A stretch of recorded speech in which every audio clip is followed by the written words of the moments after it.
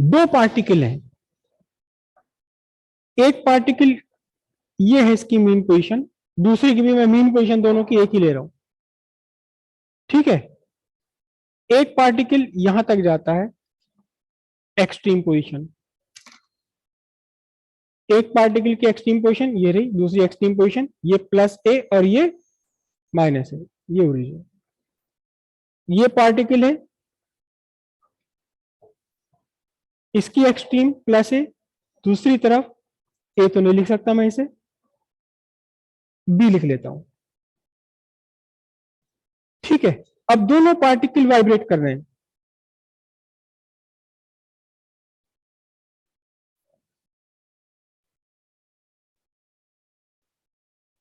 दोनों particle vibrate कर रहे हैं।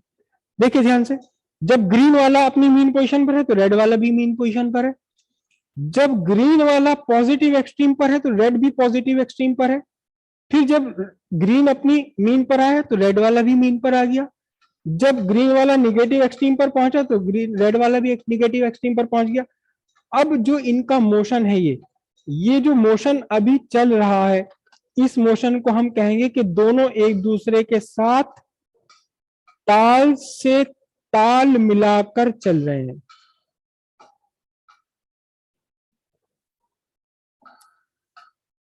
There is no phase difference. अब इनके बीच में फेस डिफरेंस नहीं है। फेस डिफरेंस कब होगा?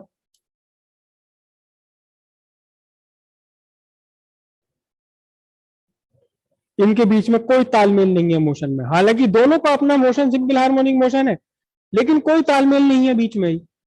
जब ये एक्सट्रीम पर है तो ये पता नहीं कहां है, जब ये मीन पोजीशन पर है ये पता नहीं कहां है, जब ये निगेटिव एक्सट्रीम पर है तो रेड वाले का पता नहीं कहां है।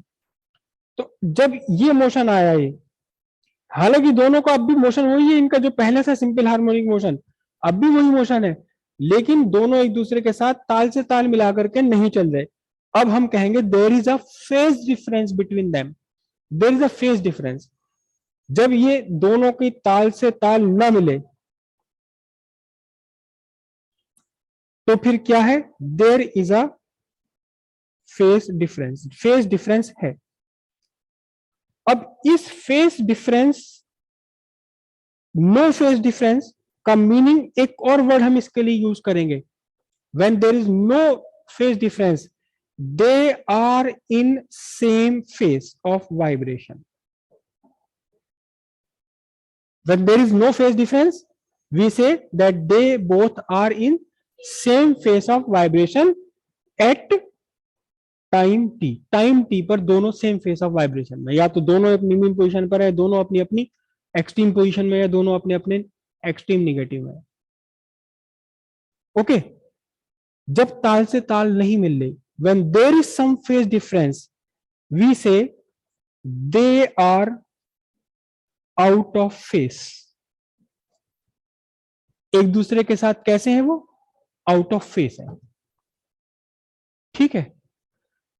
और इस आउट ऑफ फेस का एक बहुत पर्टिकुलर कंडीशन जो हमें बार बार यूज करनी है, जो हमें बार बार यूज करनी पड़ेगी, वो है in opposite phase. When two particles are in opposite phase, out of phase की ही एक कंडीशन है, आउट ऑफ फेस की ही एक कंडीशन है ये। अब इसे समझ लें कि अपोजिट फेस में होना क्या है। अपोजिट फेस में होना क्या है? अपोजिट फेस होना मतलब they are out of phase, लेकिन आउट ऑफ फेस की एक पर्टिकुलर कंडीशन। कैसे? फिर से समझिए, इसे यहीं से समझते हैं। ये यहां मूव कर रहे हैं, देखिएगा ध्यान से, इनके बीच में ताल तो है, लेकिन कैसा लग रहा है आपको ताल? देखिए, ध्यान दीजिए, ताल तो है इनके बीच में अब भी, लेकिन जब रेड वाला पॉजिटिव एक्सट्रीम पर है तो ग्रीन वाला निगेटिव एक्सट्रीम पर है, जब रेड वाला अपनी निगेटिव एक्सट्रीम पर आया तो ग्रीन वाला पॉजिटिव एक्सट्रीम पर। हालांकि दोनों एक साथ मीन पोजीशन पर है, लेकिन अब भी अपोजिट है। कैसे?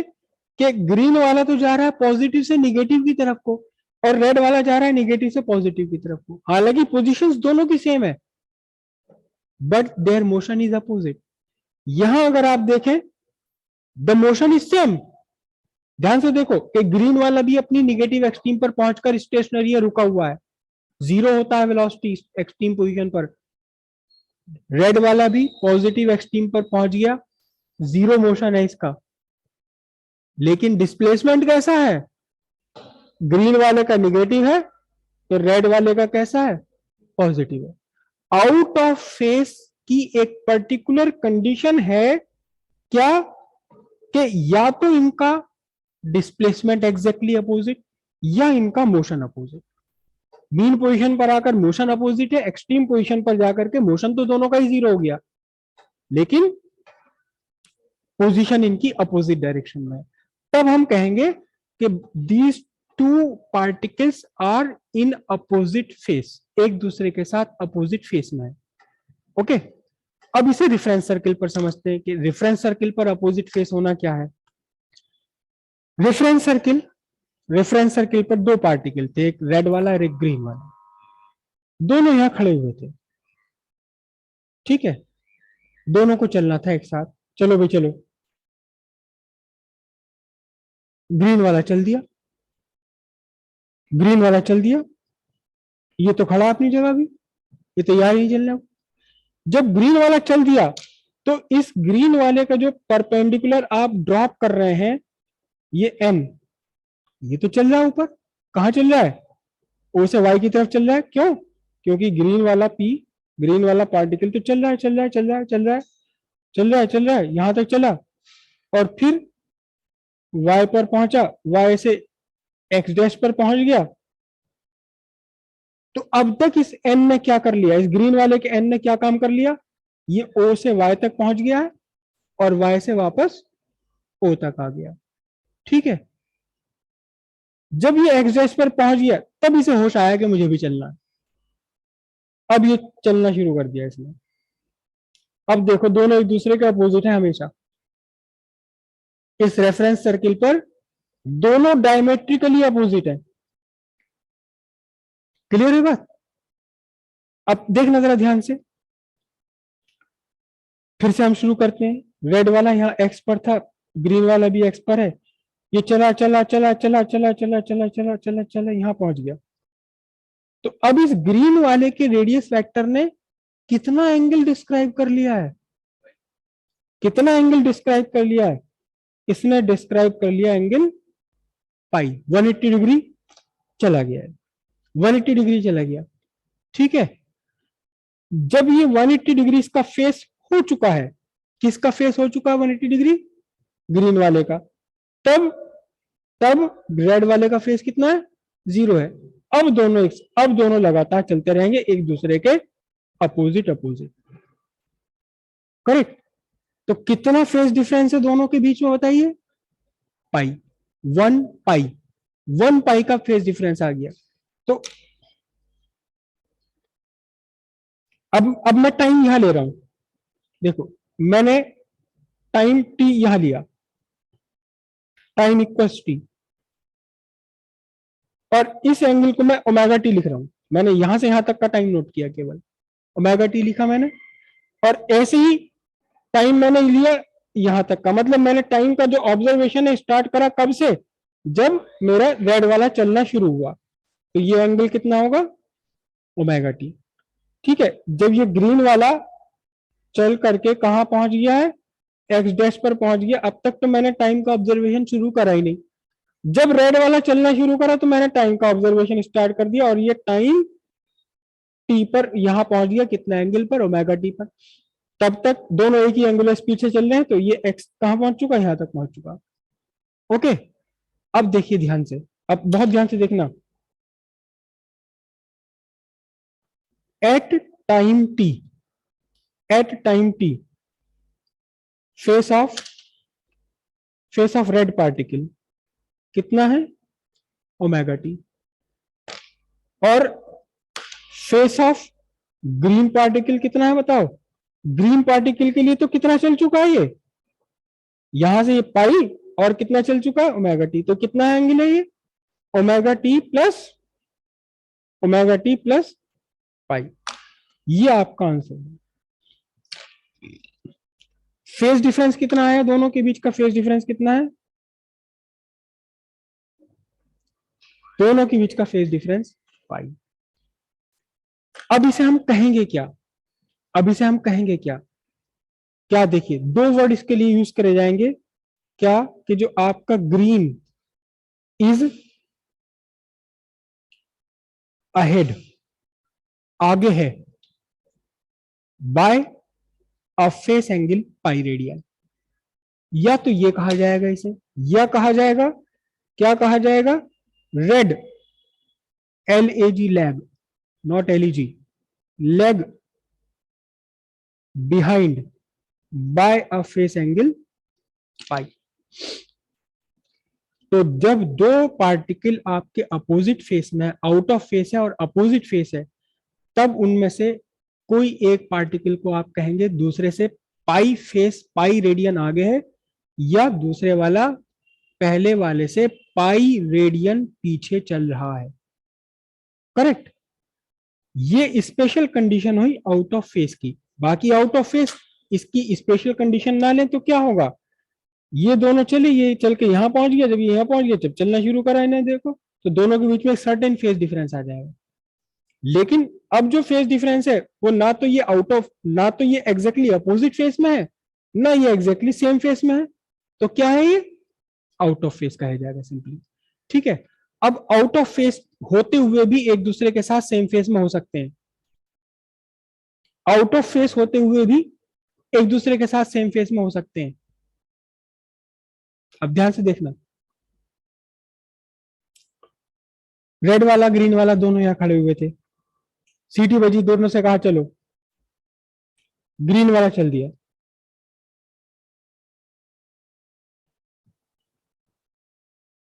सर्किल पूरा कर लिया, इसके पास अभी चला नहीं, तू अभी तक भी यहीं खड़ा, और चलो चलो चलो चलो।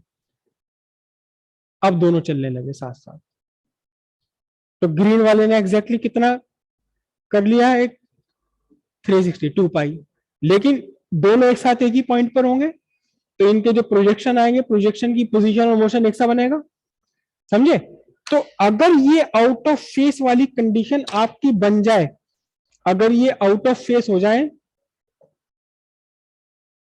आउट ऑफ फेस हो जाए exactly 2 pi,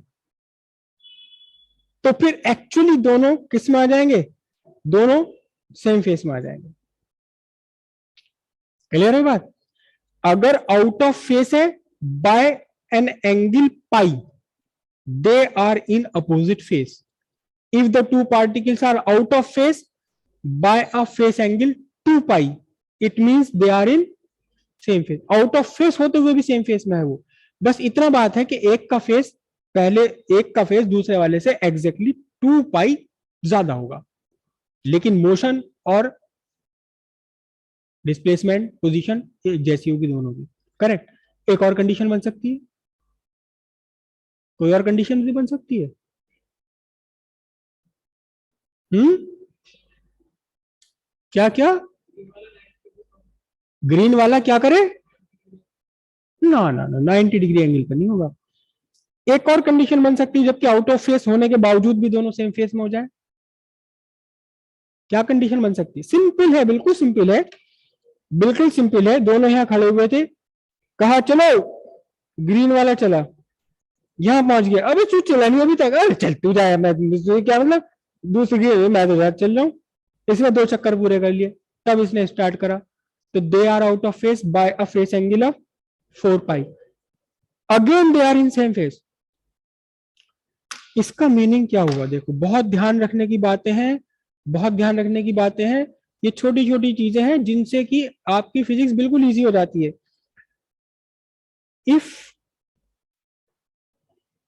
phase difference is 2 पाई, 4 पाई और 6 पाई 3 चक्कर, और 8 पाई 4 चक्कर, simply n into 2 pi, where n की वैल्यू 0, दोनों एक साथ चल रहे हैं शुरू से ही। या 1 या 2 या 3। तो फेस आउट ऑफ फेस होने पर भी दोनों के दोनों पार्टिकल किस में होंगे? सेम फेस में होंगे।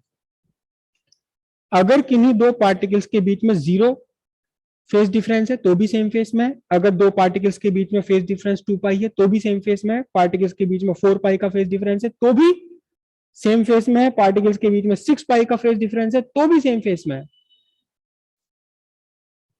करेक्ट। अब थोड़ा सा मुझे आपसे उम्मीद है जो मैं क्वेश्चन पूछने वाला हूं वो आप बता सकते हैं। When phase difference is pi, the particles are in opposite phase, है ना? जब फेज डिफरेंस है 0 या 2 पाई 4 पाई 6 पाई तो particles are again in same phase. There is a phase difference, still they are in same phase. तो यहां opposite phase में होने की और क्या कंडीशंस बन सकती है? Raise your hands. पाई का फेज डिफरेंस कब है? जब आधा सर्किल पूरा कर लिया एक पार्टिकल ने तो पाई आगे चला गया, अब इसने शुरू करा। अगली कंडीशन क्या बन सकती है कि ये आधा चक्कर लगा ले, ये पूरा एक चक्कर कर ले और फिर आधा चक्कर और लगा ले। तो अब कितना पाई बना लिया इसने? 1 पाई 2 पाई और 3 पाई हो गया। फिर अगली कंडीशन किस पर बनेगी? 2 चक्कर लगाए और आधे चक्कर और लगा लिया। तो इसका मतलब अपोजिट फेस में कब होंगे? कब होंगे अपोजिट फेस में? जब फेज डिफरेंस आपका कितना हो? अगर आपका फेज डिफरेंस है पाई 3 पाई 5 पाई 7 पाई एक्सेट्रा, इन जनरल ये बनेगा आपका 2n plus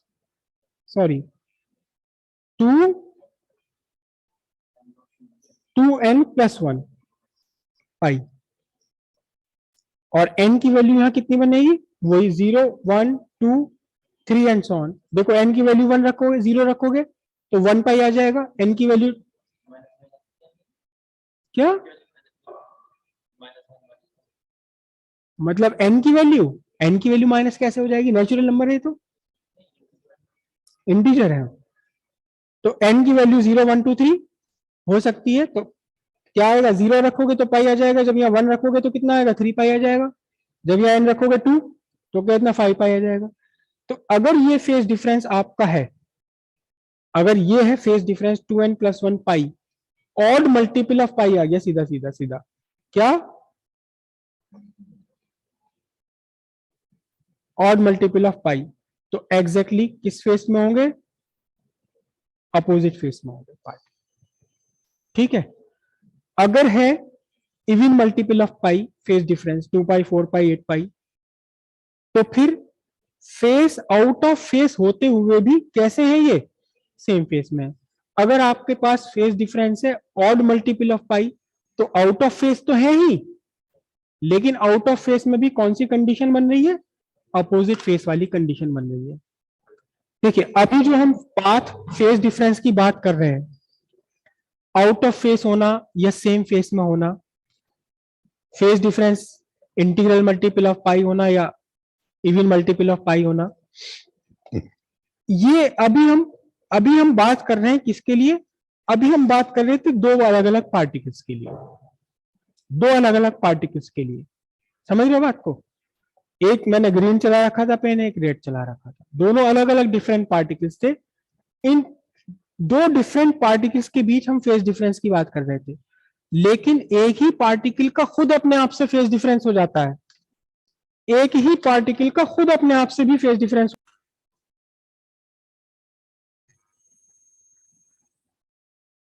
phase difference of same particle at different time instant, अलग अलग टाइम पर। एक पार्टिकल है, चलना शुरू किया उसने टाइम इक्वल 0 पर, एक्स पोजीशन पर था। ठीक है। तो टाइम 0 पर एट टाइम इक्वल्स 0, फेस कितना है इसका, फेस भी 0 है, लेकिन यहां पहुंचते हुए टाइम लग गया कितना, टी, और फेस कितना हो गया इसका, omega t. At time equals t, phase कितना है, ओमेगा टी रेडियन। तो डिफरेंस नहीं आ गया, एक ही पार्टिकल को आपने दो अलग अलग टाइम पर ऑब्जर्व किया, एक बार 0 पर ऑब्जर्व किया तो इसका फेस था 0, मतलब अमावस, फेस 0। 2 दिन बाद देखा आपने चांद का थोड़ा बहुत तो इल्यूमिनेंस है, उसकी पोजीशन चेंज हो गई, तो फेस में डिफरेंस आ गया ना चांद का। जो चांद को दो रोजाना आप बदलते हुए देखते हैं वो एक्चुअली एक पार्टिकल का अलग अलग टाइम पर फेस आप देख रहे हो। जब ये पार्टिकल यहां पहुंचा, एग्जैक्टली टाइम कितना होगा, T/4। तो अब कितना है देखिए,